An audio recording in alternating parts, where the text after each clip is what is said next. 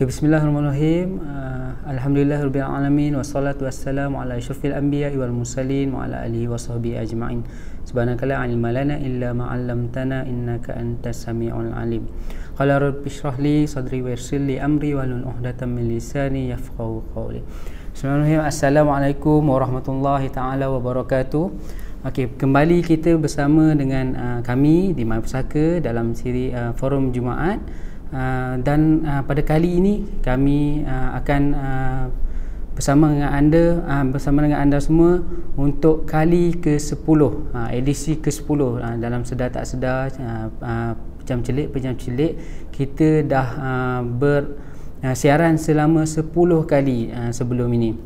So dalam kesempatan ini saya nak mengucapkan ribuan terima kasih kepada tuan-tuan puan-puan yang setia bersama dengan kami daripada awal sampai ke hari ini, dan kepada tuan-tuan puan-puan yang mungkin baru bersama dengan kami pada hari ini, saya nak menerangkan sikit objektif Forum Jumaat kami di My Pusaka adalah kami nak mengupas topik-topik, nak menerangkan kepada orang ramai di luar sana berkenaan dengan kesedaran perancangan pewarisan, berkenaan dengan kesedaran pentingnya pengurusan pusaka, berkenaan kesedaran pentingnya perancangan legasi. Kita nakkah boleh semua orang yang berada di luar sana sedar betapa pentingnya adanya perancangan pewarisan, betapa pentingnya untuk buat proses pengurusan pusaka yang betul, yang tepat, yang terbaik. Okey, pada minggu ini untuk edisi yang ke-10 pada minggu ini kita nak membincangkan tentang topik dilema tanah adat. Kita nak bercakap berkenaan dengan tanah adat. Kita nak kenal apa itu tanah adat, apa itu pengurusan tanah adat itu, macam mana berlakunya, adakah ia dikira sebagai pusaka, perlukah difaraidkan. Itu yang kita nak cuba kupas, kita nak cuba dapatkan jawapan daripada persoalan-persoalan tentang tanah adat ni. Sebab banyak orang kat luar sana mungkin tak sedar adanya satu orang cakap apa, tanah ni yang kita namakan sebagai tanah adat, adanya satu harta yang dinamakan sebagai tanah adat. So mungkin orang di luar sana tak sedar yang sebenarnya ada kaedah-kaedahnya dari segi pengurusannya, dari segi dia punya pembahagiannya semua, ada kaedahnya yang tersendiri. So hari ini kita nak dapatkan jawapan berkenaan dengan tanah adat. Okey. Alhamdulillah, pada minggu ini macam saya cakapkan sebentar tadi, kita nak berbincang tentang tanah adat. Tajuk kita dilema tanah adat. So kita nak membincangkan berkenaan dengan tanah adat. So bersama dengan saya hari ini tak lain tak bukan Tuan Kamarul Azman, CEO My Pusaka, orang kuat kita di My Pusaka, merupakan pemegang tauliah mengajar daripada Jabatan Agama Islam Negeri Sembilan, daripada Pejabat Mufti, dan juga dah banyak pengalaman dalam pengurusan berkenaan dengan pengurusan pusaka, berkenaan dengan perancangan harta. So saya rasa saya tak perlu nak perkenalkan lebih lanjut. Ramai orang yang dah kenal dengan Tuan Kamarul Azman, dah banyak kali bersama dengan kita di Forum Jumaat ni pun, dan saya rasa orang-orang ramai dekat luar sana pun bila sebut Tuan Kamarul Azman, Tuan KA My Pusaka, orang dah tahu dah ini merupakan pakar dalam pengurusan pusaka, insya-Allah. Okey, tapi sebelum kita nak terus kepada soalan pertama saya kepada Tuan Kamarul Azman hari ini, saya nak maklumkan kepada tuan-tuan puan-puan yang bersama dengan kita hari ini, yang mungkin daripada awal bersama dengan kita hari ini, sekali lagi saya ucapkan ribuan terima kasih. Dan kepada yang baru, saya ucapkan selamat datang. Semoga apa yang kita kongsikan dapat memberi manfaat, dapat memberi tambah baik, tambah nilai kepada kehidupan anda semua. Okey, ada baiknya perkara yang baik, ilmu-ilmu yang kita nak sampaikan ni dapat dikongsi lebih ramai lagi kepada orang ramai di luar sana, dan saya harap sangat kepada yang bersama dengan kita dapat kongsi, dapat share apa yang kita nak sampaikan ni kepada lebih ramai orang, supaya ramai yang dapat tahu, ramai yang sedar betapa pentingnya perancangan pusaka, betapa pentingnya perancangan pewarisan. Dan kalau yang mungkin baru bersama dengan kita, yang sebelum ni dah terlepas, tak pernah bersama dengan kita sebelum ini, boleh pergi ke mypusaka.info, page FB kita, page FB rasmi My Pusaka, mypusaka.info. tekan button like dan follow. Lepas tu boleh tengok dalam tu banyak forum-forum jemaah kita, perkongsian-perkongsian kita yang kita dah sampaikan dan sebarkan kepada orang ramai. Selain itu boleh juga pergi ke laman YouTube rasmi kita, My Pusaka Official. Dalam tu pun banyak video-video perkongsian berkenaan dengan pengurusan pusaka dan perancangan harta yang kita kongsikan. Okey, baik, terima kasih. Hari ini bersama dengan saya Tuan Kamarul Azman. Hari ini kita nak kongsikan berkenaan macam saya cakap tadi, tanah adat. Ini orang yang saya rasa orang yang tepat lah, waris, orang Nogori. Saya bukan orang Nogori, so saya kena dapatkan pandangan daripada orang Nogori sendiri berkenaan dengan tanah adat. So soalan pertama saya hari ni lah, Tuan Kamarul, kita duk cakap tanah adat, Tuan Kamarul, kita cakap tanah adat, tapi mungkin orang kat luar sana ada yang tahu, orang waris, orang Nogori ni dia tahulah sebut tanah adat tu pun mungkin ada salah faham mungkin kan. Tapi mungkin orang di luar daripada batasan negeri itu dia kurang tahu ataupun tak pernah dengar pun tanah adat ni apa kan. So saya nak minta Tuan Kamarul jelaskan sikitlah apa tanah adat tu apa, dan apa perbezaannya lah dengan tanah-tanah yang lain, dan orang cakap apa, macam mana kita nak tahulah itu tanah adat. Itu yang kita nak ni lah. Mungkin boleh Tuan Kamarul terangkan sikit lah. Bismillahirrahmanirrahim. Assalamualaikum warahmatullahi wabarakatuh. Memang menarik tajuk hari ini, dan saya pun menunggu-nunggu tajuk ni sebab saya ni orang Negeri Sembilan, waris. Dan kadang-kadang dia terasa hati tu bila saya pergi ke mana-mana, dia dengar saja saya orang Negeri Sembilan, orang Negeri Sembilan adat Pepatih, pusaka semua pergi ke perempuan. Itu selalu orang anggap. Jadi hari ini saya ingin mengambil kesempatan untuk memperbetulkan beberapa salah anggap masyarakat di seluruh Malaysia. Pertama, bukannya semua pusaka milik orang Islam ikut adat Pepatih jatuh pada perempuan. Sebab orang Islam Negeri Sembilan ni Islam. Bila kita Islam, kita juga tertakluk kepada hukum faraid. Jadi maksudnya apa? Kalau orang Islam meninggal dunia, harta-hartanya sama juga ditakbir mengikut hukum faraid. Siapakah waris faraid, macam mana kita nak membagikan. Jadi siapa yang tak faham faraid tu kena belajar. Kita ada banyak perkongsian yang kita telah ceritakan tentang hukum faraid. Itu pertama. Jadi orang kata, tetapi apa yang saya dengar ada tanah tu kalau meninggal dunia pergi ke perempuan saja. Itu dinamakan tanah adat. Jadi sebenarnya tanah adat ni bukan semua tanah-tanah Negeri Sembilan ni tanah adat. Yang hanya dikatakan tanah adat yang telah digazetkan tanah adat. Dalam geran tu tulis customary land. Kalau ikut keluas bilangan gerannya, lebih kurang 6% sahaja daripada semua geran-geran di Negeri Sembilan itu dikategorikan sebagai tanah adat. Dan kalau dikira dari segi keluasan, tak sampai 2% pun daripada tanah di seluruh Negeri Sembilan ini dikategorikan sebagai tanah adat. Jadi kalau tanah-tanah lain yang tidak ada di dalam geran tu menulis tanah adat, maka ditakbir seperti biasa. Okey, itu perkara kedua. Yang ketiga, bila kita bercerita tentang akta tanah, kita kena lihat apakah status tanah tersebut. Jadi dalam banyak-banyak tanah kita ada macam-macam status. Ada yang Malay Reserve, ada yang freehold, international freehold, pertanian dan sebagainya. Ada yang tanah dalam akta kelompok GSA, dan juga ada tanah adat. Jadi mengikut status tanah-tanah itu, maka apabila seorang itu meninggal, pengurusan itu akan dibuat mengikut garis panduan status tanah tersebut. Jadi inilah perkara yang ramai orang tak nampak, ramai orang tak faham, dan menyebabkan walaupun 2% saja tanah adat ini, tetapi tanah adat ini juga menimbulkan pelbagai masalah. Dengan berapa banyak tanah adat ini, pemilik wanitanya masih lagi arwah, tak ditukar turun ikut perut kepada waris-waris wanita.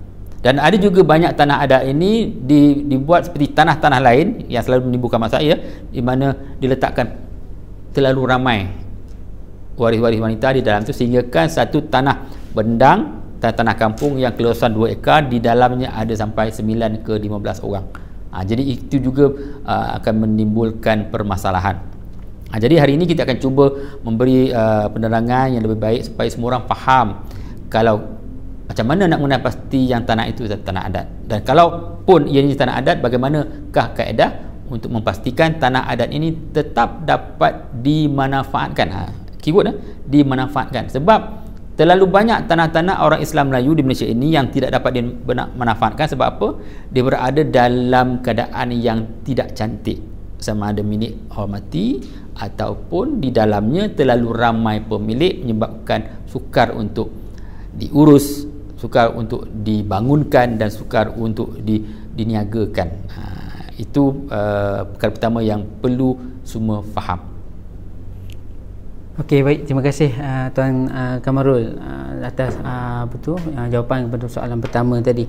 Okey, baik, daripada perkongsian Tuan Kamarul tadi, kita dah jelas rupanya ada bezanya antara tanah adat dan tanah-tanah yang lain ni, dan tak semualah orang kata, kalau kata di waris-waris di Negeri Sembilan ni pun bukan semuanya dikira sebagai tanah adat. Ada tanah-tanah tertentu sahaja dikira sebagai tanah adat. Macam Tuan Kamarul kongsikan tadi, kalau tengok di geran tu ada tertera, ada tercatat customary land. Itu baru dikira sebagai tanah adat yang telah digazetkan. Okey. So kena pasti, sebab kita pun banyak dapat cakap apa, salah faham. Kita banyak jumpa dengan salah faham orang yang waris-waris ni yang menganggap tanah itu merupakan tanah adat, tapi bila kita cek balik di atas geran, rupanya bukan tanah adat, tanah itu tanah biasa saja. Itu kena dapatkan kepastian. Okey. Baik, soalan saya seterusnya kepada Tuan Kamarul hari ini, saya nak bertanya, bila kita bercakap berkenaan dengan harta pusaka ni Tuan Kamarul, nak tak nak kita memang akan berada dalam lingkungan kewajipan, iaitu berkenaan dengan hukum faraid. So kita nak tanya kepada Tuan Kamarul sendiri, bila kita cakap pasal berkenaan dengan tanah adat ini, adakah dia dikira seperti tanah pusaka yang lain yang mana perlu difaraidkan, dan bagaimana pula dari segi pewarisan dia tu, siapa waris-waris yang berhak ke atas tanah adat itu sendiri? Saya minta Tuan Kamarul kongsikan berkenaan dengan perkara ni lah. Okey, ini betul, memang selalu terdapat silap faham tentang status tanah adat tu, dan ada mengatakan orang Negeri Sembilan ni tak ikut faraid. Okey, tanah adat tu suka hati kasih pada orang perempuan. Salah ya. Sebenarnya pada dasarnya tanah adat ini adalah tanah bersyarat. Okey, dia lebih kurang sama macam tanah Felda di bawah Akta GSA, di mana pemilikan itu ada syarat-syaratnya. Dan apabila tanah itu bersyarat, okey, dia sebenarnya tidak dikira sebagai faraid. Contoh, kalau tuan-tuan ada lihat ataupun melihat perkongsian saya tentang kaedah faraid F743, di mana apa? Apabila kita ada satu pusaka, kita akan kenal pasti siapa waris, dan kemudian kita tengok hartanya. Sekiranya ada harta yang telah dihibahkan, telah dihadiahkan terlebih dahulu masa hidup, terkeluar pada pusaka. Keduanya, jika dia ada memegang apa-apa saja harta yang dalam bentuk harta amanah, dia pegang sebagai amanah, ia juga bukan pusaka. Contoh, dia bendahari PIBG, dia baru kutip duit 20,000, dia bawa balik simpan dalam laci dia meninggal dunia. Duit 20,000 tu berada dalam laci rumah dia, tetapi itu bukan pusaka dia, sebab dia adalah duit amanah. Begitu juga kalau dia ada memegang satu geran tanah bagi pihak keluarganya, oleh arwah ayahnya sudah dipegang untuk adik-beradiknya, semua tahu, di mana semua ada hak bersama. Jadi kalau dia meninggal pun, walaupun dalam geran itu nama dia, bila meninggal dunia bukan dikira pusakanya, sebab dikira harta amanah. Jadi tanah adat ini sebenarnya adalah tanah amanah. Asalnya milik raja-raja dulu, yang tuan, yang mana telah menganugerahkan kepada rakyatnya, dan mana anugerah ini selalunya tanah-tanah bendang berada di tepi sungai, dianugerah kepada rakyat-rakyatnya dengan syarat harta ini perlulah dipegang amanah oleh orang-orang perempuan, yang mana apabila meninggal dunia diturunkan hak amanah itu kepada orang perempuan yang satu perut. Jadi ada kaedah untuk diturunkan. Jadi apabila kita faham bahawa tanah itu adalah tanah amanah, maka tidak timbul mengatakan perlu diagih-agihkan ikut faraid. Sama juga macam tanah felda, di mana di dalam peraturannya apabila peneroka felda itu meninggal dunia, hanya perlu melantik seorang atau dua orang pentadbir dari kalangan ahli keluarga. Tidak kata ditaruh semua nama ahli faraid di dalam pemilikan tanah felda, sebab tanah itu adalah tanah bersyarat, sama juga seperti tanah adat Negeri Sembilan yang ada di dalam geran itu tulis customary land. Kalau tak ada tu macam biasa. Okey, itu jawapan saya. Okey, terima kasih Tuan Kamarul atas jawapan sebentar tadi. So kita dah dapat tahu yang rupanya tanah adat ni tidak dikira sebagai harta milik mutlak. Dia macam harta yang dipegang sebagai macam pemegang amanah, yang mana dia tak ada dikira dia punya pewarisan tu mengikut kaedah faraid. Itu kena jelas, kena faham, kena jangan keliru, sebab dia punya sejarah dia tu lain. Ada sejarah dia, menarik sejarah macam yang Tuan Kamarul terangkan sebentar tadi, daripada pembesar-pembesar Negeri Sembilan ni dia anugerahkan kepada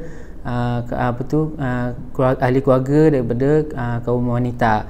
So dipegang sebagai pemegang amanah, yang mana turun pewarisan tu kepada ahli keluarga dari kalangan kaum wanita juga. So menarik. Dan saya sendiri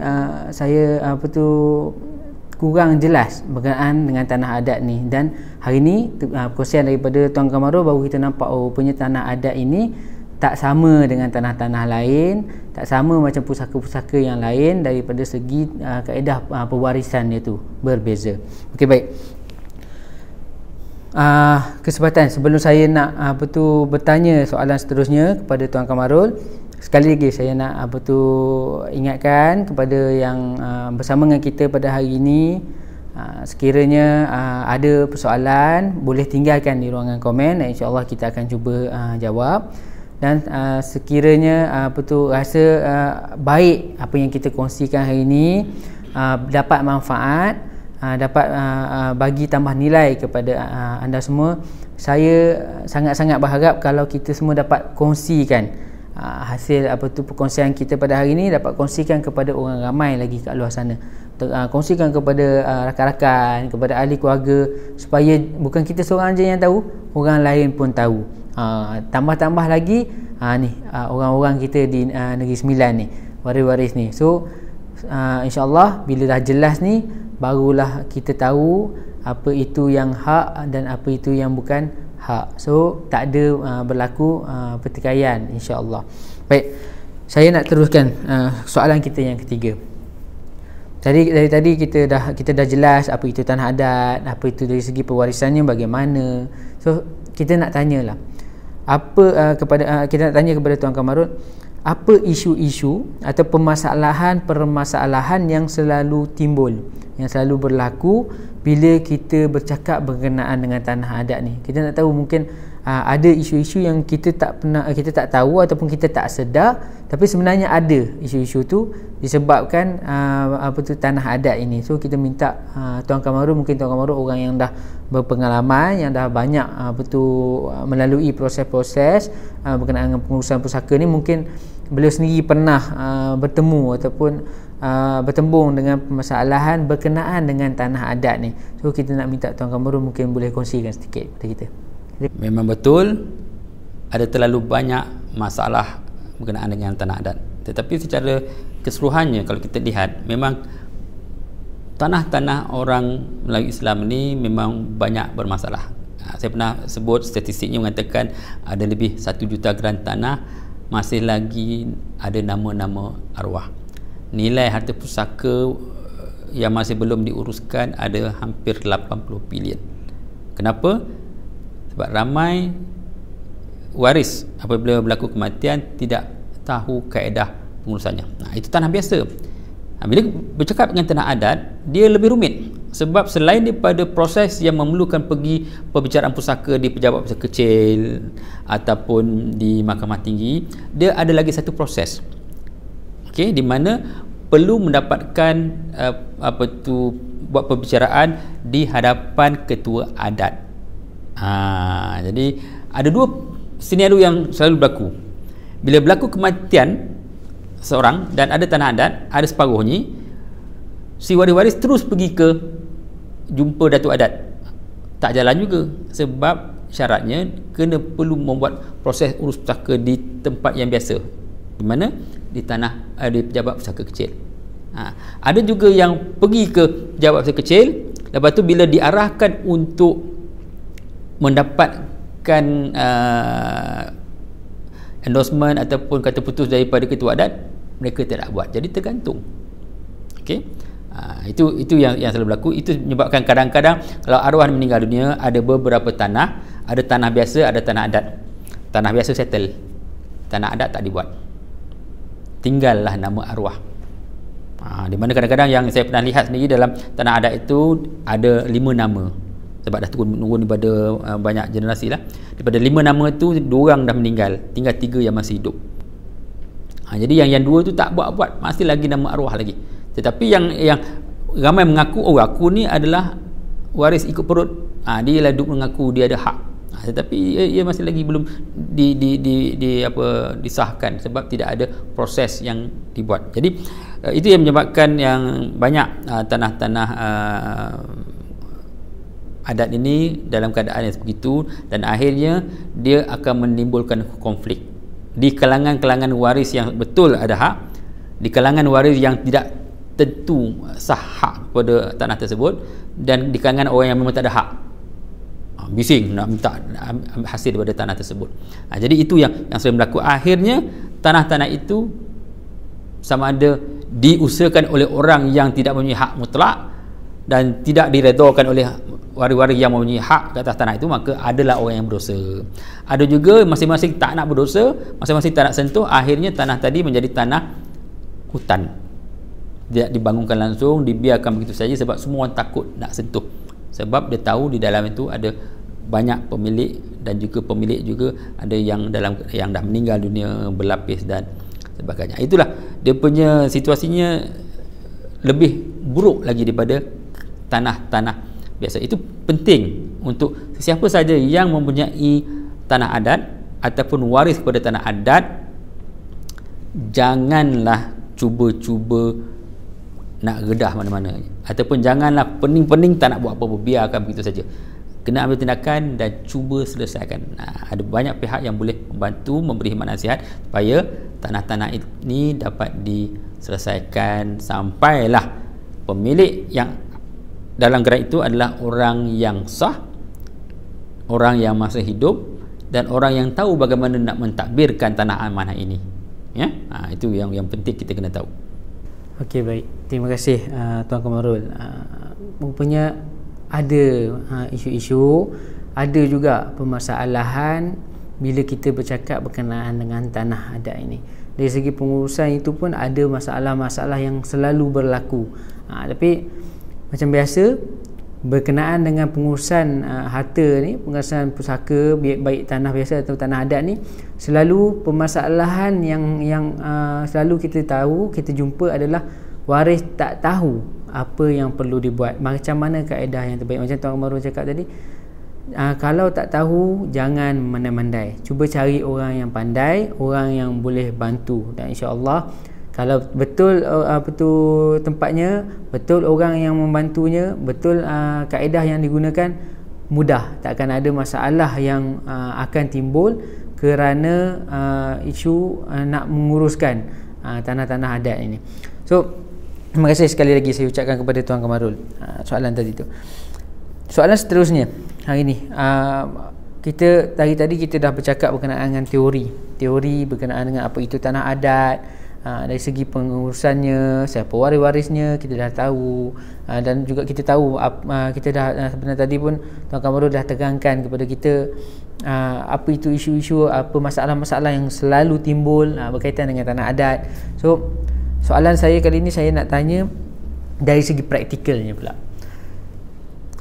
kita tahu sebelum ni mungkin yang bersama dengan kita hari ni pun mungkin dah tahu, dah pernah dengar pengurusan pusaka itu macam mana berlaku, di mana tempatnya, bagaimana kaedahnya. Mungkin dah kepada yang pernah mendengar perkongsian daripada kita mungkin dah tahu sedikit. Tapi bila kita bercakap mengenai tanah adat ini, adakah pengurusan itu berlaku dari segi pewarisan itu berlaku seperti mana dengan tanah-tanah yang lain, pusaka-pusaka dari tanah-tanah dari bentuk-bentuk yang lain yang biasa, orang kita kata pusaka-pusaka biasalah.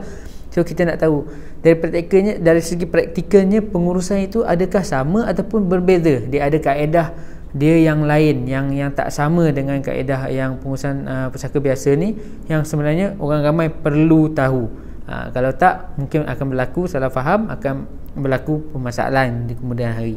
So saya nak minta Tuan Gawara mungkin boleh kongsikan kepada sikit lah macam mana pengurusan itu berlaku. Silakan Tuan Gawara. Okey, tentang pengurusan tanah adat ni bukanlah satu kaedah yang mana diturun-turunkan daripada datuk kepada cucu sebagainya, tentang cerita-cerita bagaimana untuk mengurus tanah pusaka, tanah adat. Sebenarnya telah pun dienactmentkan. Contoh untuk tanah-tanah di kawasan Kapila ada enactment pemegang tanah adat 1960 EPATL, di mana telah mengenal pasti tanah-tanah yang dikategorikan sebagai tanah adat. Dan tanah adat ni dia ada mengikut ketua. Okey, contohnya dia ada satu lengkungan di mananya. Contoh di Negeri Sembilan di Kuala Pilah ada satu suku lengkungan Astana, di mana di bawah itu ada beberapa suku. Orang-orang dulu tahu suku masing-masing, tapi sekarang kalau ditanya orang Negeri Sembilan yang peringkat sekarang ni, dia orang sendiri pun tak tahu dia orang suku apa. Okey, contoh di Negeri Sembilan, lengkungan Astana ada beberapa suku. Air Kaki, Batu Hampa, Tanah Datar, Sri Lemak Minangkabau, Sri Lemak Pahang, Anak Aceh, Tiga Batu. Itu nama-nama suku, maksudnya keturunan dia. Dan setiap suku tu ada dia ketua, dan inilah ketua yang perlu kita jumpa untuk mendapatkan kebenaran untuk turun kepada saudara perempuan ataupun mengikut perut. Contoh, kalau suku Anak Kaki, dia punya nama ketua sukunya lah Ketua Empat Astana. Lepas tu kalau contohnya daripada suku Sri Lemak Pahang, nama ketuanya adalah Datuk Besar. Jadi mereka ini masih ada, sampai sekarang masih ada. Dan bagaimana kita nak tahu siapa yang kita perlu jumpa? Itu sebabnya setiap orang yang mempunyai ada tanah adat, tengok di manakah tanah-tanah mereka itu berada, dan dapatkan senarai daripada pejabat tanah daerah. Mereka ada senarai. Dia tanya dulu, ini tanah ni adalah tanah milik suku sekian-sekian, dan untuk tanah milik suku sekian, okey, dia ada senarai, inilah ketua adatnya. Jadi dia akan beritahu, pergi ke sama ada ke pejabat undang, di mana di pejabat undang itu ada juga senarai, dan kita boleh buat perjumpaan di situ dengan ketua adat tersebut. Ini penting sebab selain daripada urusan di pejabat besar kecil, perlu membuat perjumpaan dengan ketua adat untuk mendapatkan job kebenaran untuk turun milik daripada nama arwah kepada nama pemegang amanah yang baru. Sama juga kaedahnya, perlu dapat persetujuan daripada waris-waris wanita yang lain. Kalau contohnya yang mereka yang berhak menuntut ataupun diturun milik tu lebih pada seorang, maka perlulah dipersetujui sama ada letak banyak nama ke ataupun seorang ambil dan kemudian yang lain melepaskan hak masing-masing.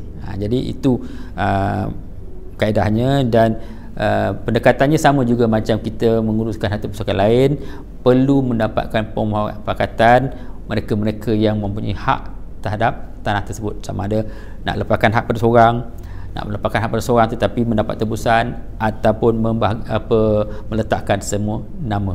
Dia tidak ada ikut pecahan-pecahan. Kalau ada 4 orang, letaklah 4 orang sama rata, ya. Jadi itulah antara kaedah-kaedah pendekatan yang kita perlu buat. Dan sebab dia melibatkan proses tambahan, itu yang menjadikan banyak waris-waris ni dia malas nak buat, sebab dia pening. Nak dapatkan temu janji dengan datuk adat pun payah. Nak dapatkan mereka-mereka yang mengenalkan pasti siapa yang sebenarnya mempunyai hak pada turun milik harta amanah itu pun payah. Jadi kadang-kadang bila tidak faham pun adalah waris-waris lelaki yang masuk campur, yang membuat meracun dan sebagainya, menyebabkan proses itu menjadi lebih payah. Jadi nasihat saya macam tadi, dapatkan hikmat nasihat daripada mereka yang tahu, yang dapat memberi nasihat, penerangan supaya waris-waris dan juga orang yang berkepentingan faham dan akhirnya mengambil keputusan yang betul supaya harta tersebut tetap dapat digunakan dan memberi manfaat kepada generasi-generasi yang seterusnya. Okey, baik, terima kasih Tuan Kamarul perkongsian sebentar tadi. Okey, ada perbezaan antara pengurusan di antara tanah biasa dan juga tanah pusaka yang dalam bentuk tanah adat ni. Dia tak sama. Kalau tanah pusaka yang biasa ni kita tahu boleh pergi ke pejabat tanah ataupun ke mahkamah tinggi, boleh buat pengurusan turun milik kepada waris-waris yang secara faraidnya ada hak. Tapi kalau tanah adat ni lain kaedahnya. Dia mungkin ada pendaftarannya pun mungkin berbeza kaedahnya. Macam Tuan Kamarul cakap tadi, nak kena jumpa dengan ketua-ketua dia punya ahli keluarga tu. Lain, dia tak sama. So kita kena jelas, kita kena tahu. Saya suka bila Tuan Kamarul cakap tadi, sekarang ni anak muda di Negeri Sembilan ni sendiri, kalau tanya waris dia pun tak tahu dia daripada yang mana. Itu mungkin itu yang kita kena fikir-fikirkan lah. Tanya dengan orang-orang yang lebih berusia, orang-orang yang lebih berumur, siapa kita kena kenal siapa kita ni, susul galur kita, insyaAllah lebih memudahkan. So orang kata apa, supaya adat ni tak hilang macam tu saja. Okey, baik, sebelum kita nak pergi kepada soalan terakhir lah, sebelum kita tutup sesi forum jemaah kita pada minggu ni, sekali lagi saya nak ucapkan terima kasih kepada yang bersama dengan kita pada hari ini, dan terima kasih juga kepada yang sudah berkongsi, sudah yang share kita punya perkongsian hari ini kepada orang ramai. So saya harap kepada yang ada yang mungkin baru bersama dengan kita pun sama, semoga apa yang kita kongsikan dapat memberikan manfaat, dan semoga apa yang kita kongsikan pada hari ini boleh bagi tambah nilai kepada kehidupan kita, boleh tambah ilmu kepada kita, dan supaya ia dapat bagi kita manfaat yang boleh kita gunakan, dan juga sekiranya manfaat ni, ilmu yang kita nak kongsikan ni bermanfaat yang kita rasakan, saya harap tuan-tuan perempuan boleh kongsikan kepada orang ramai kat luar sana. Okey, saya nak pergi kepada soalan terakhir saya kepada ahli panel kita hari ini, Tuan Kamarul. Saya nak minta Tuan Kamarul bagi pandangan lah, bagi sedikit nasihat kepada waris-waris yang ada kaitan dengan tanah adat ni. Apa yang sebenarnya yang mereka perlu buat, dan macam mana kaedah terbaik yang mereka boleh buat untuk pastikan tak ada isu-isu, tak ada masalah yang macam kita bincangkan tadi berlaku kepada waris-waris ni. Mungkin minta Tuan kongsikan pandangan sikit. Seperti yang kita tahu, zaman berubah. Bila zaman berubah, cabaran-cabaran pun berbeza. Jadi antara cabaran yang besar untuk tanah-tanah adat ini adalah banyak tanah-tanah adat ni tiba-tiba berada di satu kawasan yang berpotensi tinggi, yang perlu dikomersialkan. Sebenarnya asal usul tanah adat ni adalah tanah untuk penempatan, untuk bercucuk tanam, tetapi banyak tanah-tanah adat ini telah berada rapat dengan kawasan-kawasan yang boleh dibangunkan, boleh dikomersialkan. Dia menjadi masalah. Dan apabila contohnya, ini juga saya nak sarankan juga kepada pihak berwajib lah, pejabat tanah dan kerajaan negeri, supaya lebih peka. Sebab banyak yang saya lihat berlaku, apabila ada tanah adat berada dalam kawasan yang perlu dibangunkan, pihak berkuasa menggunakan akta tanah untuk mengambil alih dan memberi pampasan. Ada dua isunya. Pertama, dia memberi pampasan harga rendah daripada harga tanah biasa dengan memberi pendapat di mana tanah adat ni tidak dinilai, tidak boleh dipasarkan, jadi nilai rendah. Jadi orang yang mempunyai tanah adat itu mendapat pampasan yang lebih rendah daripada tanah biasa. Satu kerugian, dan itu tidak adil. Itu pertama. Keduanya, apabila tanah adat ini diambil untuk dikomersialkan menggunakan atas tanah ataupun apa cara apapun, tetapi ia tidak diganti semula di tempat lain. Jadi bila ini kerap berlaku, lama kelamaan tanah adat ini bertambah pupus. Jadi konsep utamanya adalah untuk memastikan keluarga-keluarga ini tetap mempunyai tanah.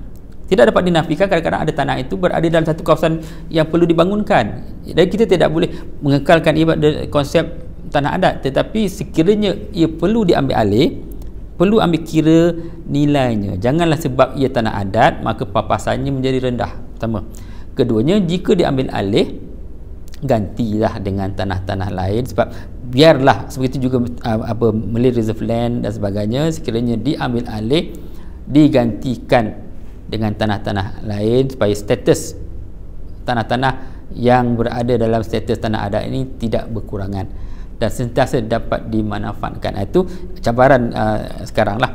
Jadi dari satu yang cabarannya adalah macam saya sebut tadi, ramai orang-orang generasi baru sekarang ni dia tidak ambil peduli tentang adat-adat ni, tidak ambil peduli tentang kaedah tanah adat, dan apabila mereka tahu mereka juga adalah waris pada tanah adat, sebab dia tak nak ambil tahu, dia biarkan begitu saja. Sebab dia kalau dia nak uruskan, dia tak tahu macam nak uruskan, dia pun tak tahu dia waris dia suku apa, kan. Jadi akhirnya bertambah banyaklah tanah-tanah adat ini terbiar begitu saja. Dan satu benda yang kita kena faham tentang tanah, kalau kita biarkan begitu saja, dia tidak selesai, dia tetap akan sebegitu dan malahan akan menjadi lebih rumit untuk diuruskan kemudian nanti, baik tanah adat, baik tanah biasa. Sebab apa? Kalau tanah itu dibiarkan pada status yang sama, lama kelamaan mereka yang boleh menuntut hak bertambah ramai. Sebab apa? Ada tuntutan berlapis. Bila bertambah ramai, maka perlu dapatkan pemufakatan yang lebih ramai. Banyak kepala lagi banyak ragam. Jadi, dan apabila banyak orang yang perlu dapat tujuan, kos untuk menguruskan, mendapatkan muafakat sebagainya bertambah tinggi. Akhirnya bila bertambah rumit, bertambah mahal, lagilah tak ada orang yang nak buat. Maka teramat rugi apabila kita asalnya mempunyai tanah, mempunyai harta, tapi harta-harta itu tidak dapat dimanfaatkan atas kesilapan kita sendiri, atas sebab kita tidak ambil peduli untuk mengetahui sedikit tentang kaedahnya dan mengambil tindakan supaya isu-isu ini dapat diselesaikan, dan akhirnya status harta tadi berada dalam keadaan yang cantik dan yang boleh dimanfaatkan berterusan. Okey, terima kasih Tuan Kamarul atas pandangan, atas nasihat yang diberikan.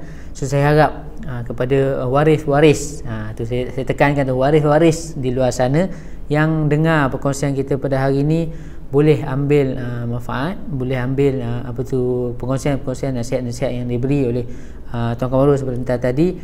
Ambil tindakan yang betul, cuba cari orang yang pandai, cuba cari orang yang mampu bantu untuk selesaikan isu berkenaan dengan tanah adat ni. Jangan dibiarkan, macam Tuan Kamarul cakap tadi, isu berkenaan dengan tanah adat sama macam tanah pusaka. Orang yang bukan waris pun yang dengar ni ambil juga nasihat ni. Isu berkenaan dengan tanah adat, tanah adat ke tanah biasa ke berkenaan dengan pusaka ini, kalau makin dibiarkan, dia takkan jadi seperti luka yang makin lama makin sembuh. Dia sebenarnya makin teruk. Dia orang cakap apa, waris yang satu lapis menjadi dua, waris yang dua lapis menjadi tiga, dan makin lama makin susah, macam Tuan Kamarul terangkan sebentar tadi. Okey, saya nak ucapkan terima kasih, ribuan terima kasih kepada Tuan Kamarul sudi bersama dengan kita hari ini, sudi luangkan masa. Dah banyak kali saya jemput Tuan Kamarul untuk bersama dengan kita, berkongsi pengalaman, berkongsi dengan ilmu yang beliau ada, dan beliau sentiasa sudi untuk bersama kita, dan hari ini pun masih lagi dah 10 kali, dah edisi yang ke-10 Forum Jumaat kita berlangsung, sedar tak sedar, dan beliau pun dah banyak kali kita jemput untuk bersama kita untuk terangkan kepada orang ramai berkenaan dengan perancangan harta, berkenaan dengan perancangan pewarisan, pengurusan pusaka, dan macam-macam lagi. Dan insya-Allah saya dan kami Mahir Pusaka akan terus menjemput Tuan Kamarul Azman untuk berkongsi lebih banyak lagi. Kita nak matlamat kita, kalau boleh setiap minggu kita nak ada Forum Jumaat, kita nak kupas isu-isu, kita nak kupas topik-topik yang terbaru ataupun apa-apa saja topik yang berkaitan dengan perancangan pewarisan, pengurusan pusaka ni. Dan saya nak bagi juga peluang kepada orang ramai yang bersama dengan kita pada hari ini, kalau ada isu-isu, topik-topik yang kita tak pernah bincangkan hari ini tapi nak tahu, nak dengar, mungkin boleh bagi cadangan di ruang komen, kita akan tengok. Dan kalau tak pernah ada lagi topik-topik itu, mungkin kita akan bincangkan. Dan kalau tak Tuan Kamarul tak orang cakap tak ada bersama dengan kita, tak boleh nak luangkan masa bersama kita, saya akan cuba cari orang-orang lain yang boleh berkongsi, insya-Allah. Saya nak ucapkan terima kasih Tuan Kamarul bersama dengan kita pada hari ini. Okey, sama-sama. Memang saya sebenarnya teruja setiap kali dijemput, sebab ia memberi peluang untuk saya berkongsi dan juga memberi kaedah-kaedah yang mungkin boleh diguna pakai untuk menyelesaikan masalah-masalah yang banyak di luar sana. Jadi nasihat akhir saya sama macam pusaka-pusaka lain. Kita perlu buat sesuatu semasa kita masih hidup dengan membuat vaksin. Tak kira kita ada tanah adat ke, tanah biasa ke, ada tabung haji ke sebagainya, kita perlu buat vaksin pusaka. Ada 4 perkara yang kita perlu buat. Perlu buat pelantikan wasi, siapa yang akan memulakan proses. Perlu ada tinggalkan duit untuk diguna pakai untuk sara hidup waris, untuk membayar hutang dan juga untuk membayar kos urus pusaka. Perlu diberi tempat rujukan untuk waris pergi. Kalau meninggal dunia, jangan memandai, cari orang pandai. Kena bayar sikit tapi duit dah disediakan. Dan juga penting untuk siapkan dokumentasi. Ramai orang yang dia punya tanah adat tetapi warisnya tak tahu pun yang dia ada pemilikan dalam tanah adat tersebut. Jadi kita perlu ada dokumen yang mengatakan siapa wasi dilantik, ada dokumen menyenaraikan semua harta-harta terpaksuk, juga harta-harta adat, dan juga senarai waris, senarai hutang, senarai harta semua, dan apa juga hasrat untuk diagih-agihkan, semuanya dalam bentuk bertulis, bertarikh dan bersaksi, supaya tidak dipertikaikan, supaya proses urus pusaka apabila dia meninggal dunia akan berjalan dengan lancar dan berkesudahan dengan baik. Jadi itu saja yang saya harapkan, dengan harapan apa saja yang saya sampaikan hari ini yang ada boleh memberi kebaikan diguna untuk menyelesaikan apa saja masalah berkaitan dengan pusaka di luar sana. Okey, saya rasa setakat itu saja forum Jumaat kita pada minggu ini dengan topik dilema tanah adat. So saya harap perkongsian daripada Tuan Kamarul tadi dapat bagi manfaat kepada anda semua, dan seperti saya cakap tadi, teruskan kongsikan, teruskan share kita punya perkongsian ini kepada lebih ramai orang, supaya lebih ramai yang akan dapat manfaat daripada hasil perkongsian kita hari ini. Okey, InsyaAllah minggu depan kita akan kembali lagi dengan topik-topik yang lain pula di forum Jumaat yang akan datang. Dan saya harap kita semua yang menonton pada hari ini boleh terus bersama dengan kita pada minggu hadapan untuk topik yang lain pula. Topik apa? Tunggu, nanti kami akan bagi tahu kepada anda semua apa topik-topik yang terbaru yang akan kita bincangkan di sesi forum Jumaat yang akan datang. Tapi sebelum tu, boleh pergi ke mypusaka.info, FB page mypusaka.info. Boleh tengok perkongsian-perkongsian kita di situ, apa yang ada. Boleh klik share. Kalau ada persoalan boleh tekan komen. Kalau ada rasa itu bagus, bermanfaat, boleh share kita punya posting-posting di mypusaka.info. Banyak ilmu-ilmu yang kita nak kita kongsikan di situ yang boleh digunakan. Okey, setakat itu saja hari ini. Saya nak ucapkan terima kasih sekali lagi kepada Tuan Kamarul Azman, kepada yang semua yang menonton, yang share perkongsian kita pada hari ini. Saya akhiri dengan wabillahi taufik wa hidayah. Wassalamualaikum warahmatullahi wabarakatuh. Kita jumpa lagi.